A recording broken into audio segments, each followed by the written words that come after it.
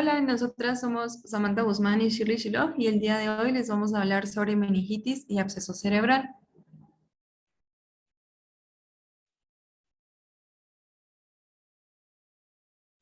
Para empezar, tenemos que entender la etimología de la palabra. Entonces, si nos recordamos, pues meningitis va a ser la inflamación de las meninges. En esta imagen podemos observar el orden de las estructuras. Tenemos de primero la piel, luego aponeurosis, periósteo, hueso y de último las meninges, que en orden sería dura madre, aracnoides y pía madre. Por ende, entendemos que una meningitis crónica es la inflamación crónica de estas meninges.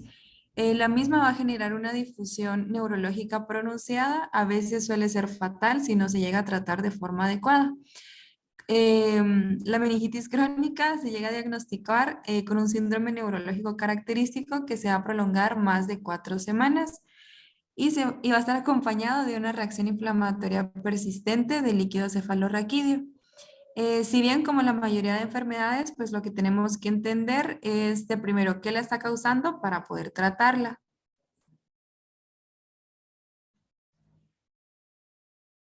La etiología pues es bastante extensa. Hay diversos microorganismos que la pueden llegar a producir. Entre los principales tenemos bacterias. Estas pueden llegar a afectar sobre todo a recién nacidos, como podemos observar en esta imagen.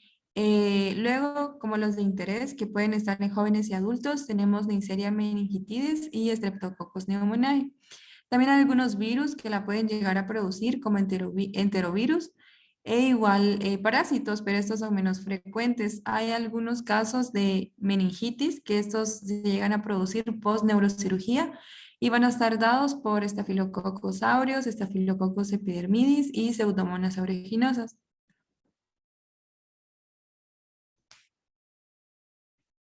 Para entender bien si la meningitis está producida por algún microorganismo y cómo se produce su diseminación, tenemos que recordar la circulación del líquido cefalorraquídeo. Este se produce en los plexos coroideos de los ventrículos laterales, por ende van a pasar a los agujeros de Monro para después poder continuar hacia el tercer ventrículo, después se va a dirigir al acueducto de Silvio para poder pasar al cuarto ventrículo. Posteriormente va a fluir por los agujeros de Luschka en el espacio subaracnoideo y por último por los de Mangendi en el conducto ependimario, para después dirigirse a las granulaciones en el hueso frontal. Entonces, si nos damos cuenta, la circulación de líquido va a ofrecer un camino para la difusión rápida de las infecciones y neoplasias en el encéfalo, médula espinal, raíces de los pares craneales y los nervios raquídeos, por lo que la propagación desde el espacio subaracnoideo hasta el parénquima cerebral puede ocurrir por las cubiertas aracnoideas que rodean a los vasos sanguíneos que penetran en el tejido cerebral, que se conocen como espacios de Virchow-Robin.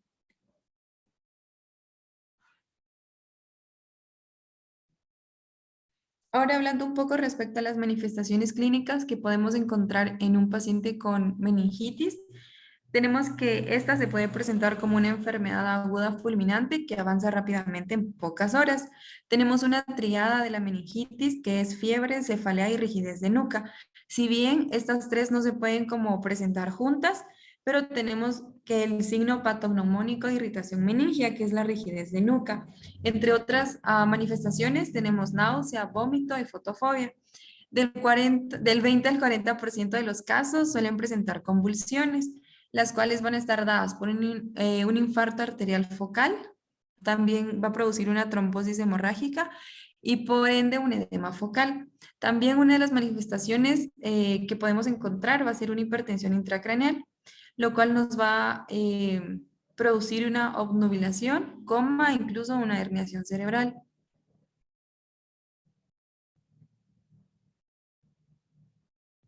Y este solo es como un pequeño recordatorio de algunos de los signos de irritación meningia que podemos observar y evaluar en un paciente. De primero tenemos el signo de Brudzinski, que este se hace con el paciente en decúbito dorsal y va a ser positivo cuando la flexión del cuello va a originar una flexión espontánea de las caderas y de la rodilla.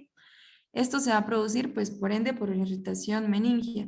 El segundo es un signo de Kernig, que es positivo cuando el paciente está en decúbito lateral, vamos a flexionar el muslo con la rodilla flexionada y los intentos de extensión de la rodilla van a desencadenar dolor.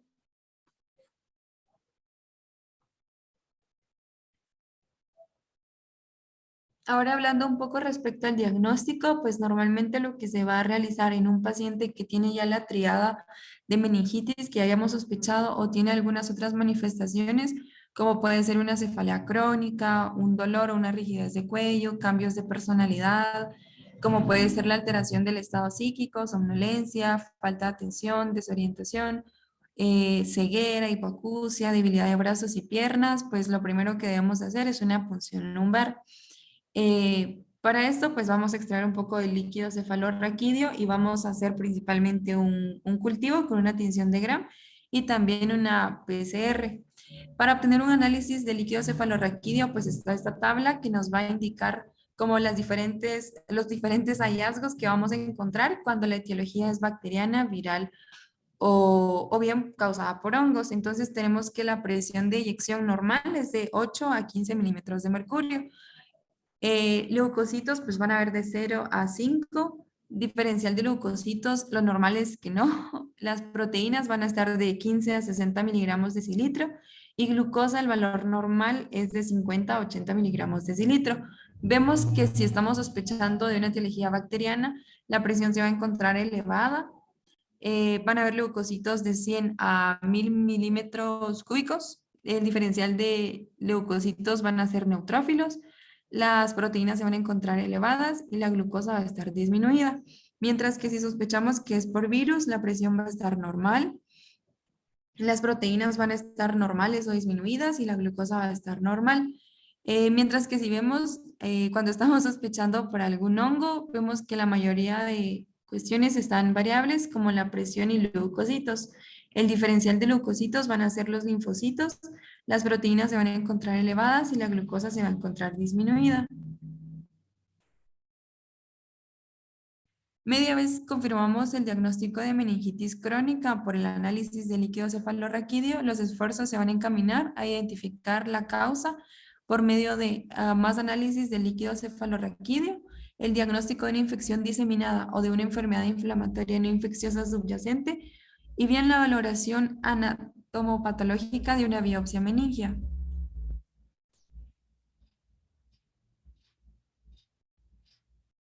El libro nos muestra unas diversas tablas en las que podemos hablar y podemos encontrar que están bien ordenadas. Pues esta solo es un ejemplo de las causas bacterianas más frecuentes, donde nos va a indicar lo que vamos a encontrar o lo que se suele encontrar o esperar en el análisis del líquido cefalorraquídeo, qué otros estudios complementarios podemos realizar y qué factores de riesgo y manifestaciones generales podemos encontrar en un paciente. Algo muy importante que menciona el libro es qué se debe hacer en un caso enigmático y cuando no es posible identificar como por medio de estudios en el líquido cefalorraquídeo qué le está ocasionando esto al paciente, podemos empezar con un tratamiento empírico. Este normalmente va a consistir en la administración de antimicobacterianos, anfotericina para la micosis y o glucocorticoides para las causas inflamatorias no infecciosas. Entonces aquí tenemos dos opciones, que la primera sería esperar los resultados y bien iniciar de una vez el tratamiento empírico.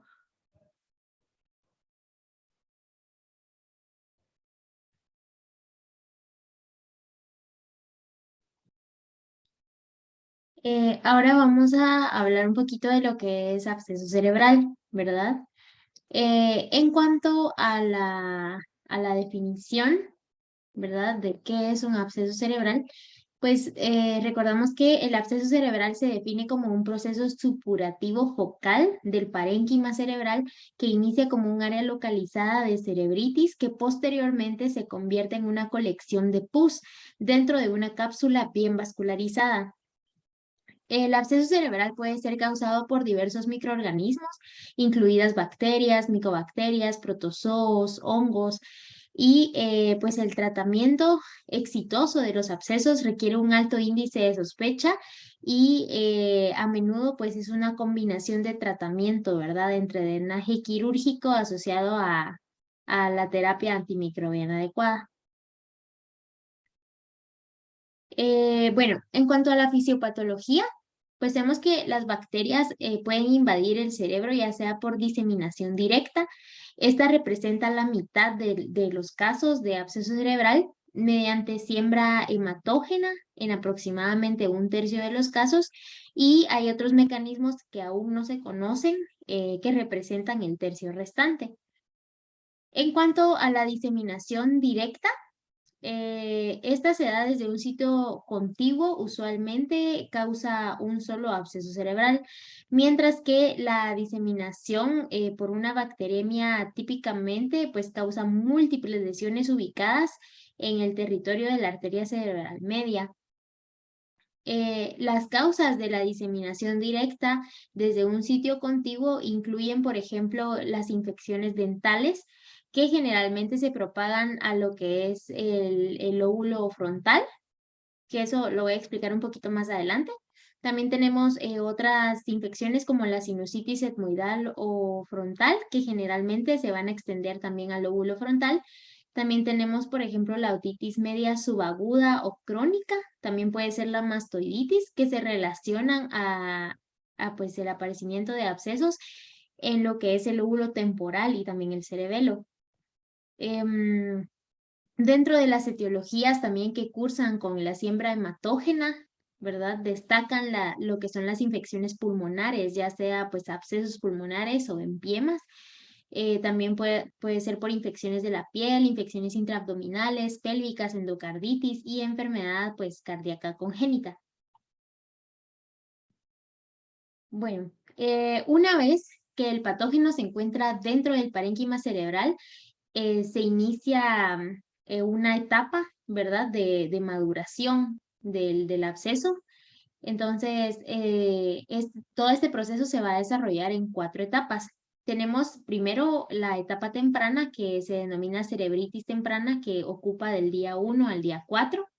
Y pues dentro de las características tenemos que está manifestada por la formación de un área necrótica mal definida con inflamación y edema de la sustancia blanca circundante debido a la respuesta inflamatoria perivascular. Tenemos como la segunda etapa, ¿verdad? Lo que es cerebritis tardía, que ocupa del día 4 al día 10, y tenemos dentro de sus características que el área necrótica alcanza su tamaño máximo y se encuentra un predominio de linfocitos y de macrófagos, ¿verdad? Que ya es como un proceso inflamatorio crónico. Como parte de la tercera etapa tenemos la etapa capsular temprana, que ocupa del día 11 al día 14, y dentro de las características tenemos que se inicia con la formación de una cápsula fibrosa a través de la acumulación de fibroblastos y neovascularización. Y por último, tenemos ya la etapa de la maduración del absceso, ¿verdad? Que ocupa más allá de los 14 días y consiste en que pues el absceso alcanza su madurez disminuyendo el área de necrosis central e inflamación, generando edema y gliosis alrededor del absceso. Pues vamos a recordar un poquito que pues el tipo de agente microbiano va a depender del sitio de donde se dé la infección primaria. También tiene mucho que ver la edad del paciente, su estado inmunológico y el área geográfica, ¿verdad? En cuanto a los abscesos que se dan por diseminación directa, que era lo que habíamos hablado al inicio, los microorganismos comúnmente aislados son las especies de estreptococos, ¿verdad? Ya sean anaerobios o aerobios, también estafilococos y enterobacterias. En cuanto a la diseminación hematógena, en endocarditis, por ejemplo, se debe típicamente a Staph aureus y estreptococos. Mientras que, por ejemplo, como había mencionado anteriormente, las infecciones dentales y sinusales a menudo pues incluyen, por ejemplo, bacterioides, especies de Haemophilus, y cabe resaltar que en pacientes con inmunocompromiso grave, ¿verdad? Los abscesos pueden ser causados por patógenos inusuales. Por ejemplo, la causa más importante de absceso cerebral en los pacientes infectados con el virus de la inmunodeficiencia humana son el Toxoplasma gondii, también puede ser nocardia o puede ser Mycobacterium tuberculosis. Ahora pasando un poquito a lo que son las manifestaciones clínicas, pues las manifestaciones clínicas pueden ser diversas e inespecíficas, lo que puede llevar a que pues se retrase un poquito el diagnóstico, el cual pues se realiza en un promedio de 13 a 14 días después de la aparición de síntomas. que en la mayoría de los casos los síntomas tienen una duración de 2 semanas con un rango de 3 a 120 días. Las manifestaciones clínicas van a depender siempre del tamaño de la lesión, la localización, el número de abscesos que hayan, las estructuras afectadas, la virulencia del microorganismo implicado, el estado inmunológico del huésped también. Pero pues tenemos que la cefalea, fiebre y déficit neurológico focal se encuentran en aproximadamente el 69% de todos los pacientes. Y tenemos acá una tablita donde podemos encontrar los signos y síntomas que son pues un poquito más comunes en casos de absceso cerebral, como cefalea, fiebre, meningismo, alteración sensitiva, vómitos, convulsiones, déficit neurológico y papiledema. Ahora, en cuanto al área que está afectada, por ejemplo, podemos ver cuando se afecta el lóbulo temporal, podemos ver que la sintomatología es diferente, ¿verdad? Por ejemplo, en el temporal los síntomas pueden incluir afasia de Wernicke, si se afecta el hemisferio dominante, también compromiso facial contralateral y cuadrantopsia homónima superior. En cuanto lóbulo frontal, ¿verdad? Si se llegara a afectar el lóbulo frontal, se puede presentar somnolencia, problemas de juicio, convulsiones, hemiparesia contralateral y incluso se puede presentar trastornos del habla. En cuanto a la afección del lóbulo parietal, podemos encontrar en la sintomatología que los pacientes se pueden presentar con hemianopsia homónima, con alteración de la propiorecepción y esterognosia. También, pues cabe resaltar que a medida que el tamaño del absceso aumenta, ¿verdad? Los pacientes pueden mostrar signos de aumento de presión intracraneal, la cual se puede manifestar principalmente por disminución del nivel de conciencia, ¿verdad? O alteración del estado de conciencia, vómitos, parálisis de los nervios craneales 3 y 6, y también se puede manifestar con papiledema. En cuanto al diagnóstico de estos pacientes, la tomografía axial computarizada con medio de contraste a menudo es el estudio de primera línea, ¿verdad? Debido a su disponibilidad, porque si buscamos un estudio mejor en cuanto a sensibilidad y especificidad, pues sería la resonancia magnética, pero obviamente como es un estudio mucho más costoso, no siempre se encuentra al alcance de los pacientes. Ahora, en cuanto al tratamiento, perdón, el tratamiento antibiótico es la piedra angular de todas las fases del absceso cerebral.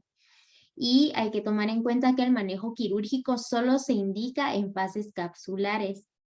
La elección del tratamiento antibiótico para el manejo de los abscesos debe basarse pues, en la causa más probable de la enfermedad, también los factores de riesgo del paciente, las condiciones predisponentes, y pues el nivel de penetración que tenga el tejido cerebral.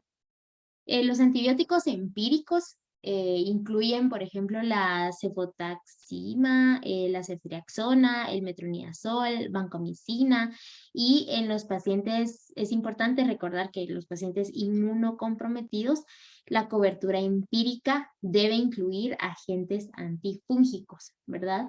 Entonces aquí hay una tablita donde podemos ver los tratamientos antibióticos del absceso cerebral, dependiendo, ¿verdad? Si el tratamiento es estándar, si es, por ejemplo, para pacientes trasplantados, si es para pacientes con infección por virus de la inmunodeficiencia humana. Y también podemos ver, por ejemplo, las diferentes bacterias que pueden estar implicadas, ¿verdad? Y cuál sería la terapia adecuada para tratar cada una de ellas. Y por último, pues el tratamiento empírico según la enfermedad predisponente también es importante. Por ejemplo, en cuanto a enfermedades predisponentes como la otitis media o mastoiditis, tenemos una combinación de antibióticos, ¿verdad? Como el metronidazol con una cefalosporina de tercera generación. También tenemos como el caso de la sinusitis que va a tener una terapia combinada de metronidazol con cefalosporina también de tercera generación. Por ejemplo, a causa de una infección dental podemos utilizar penicilinas con metronidazol. para una endocarditis, vancomicina con gentamicina, y para una cardiopatía congénita, una cefalosporina de tercera generación es suficiente. Y también tenemos tratamiento empírico para alguna causa desconocida, ¿verdad? Que ya es una mezcla un poquito más fuerte con vancomicina, metronidazol y una cefalosporina de tercera o cuarta generación. Y eso sería todo. Muchas gracias.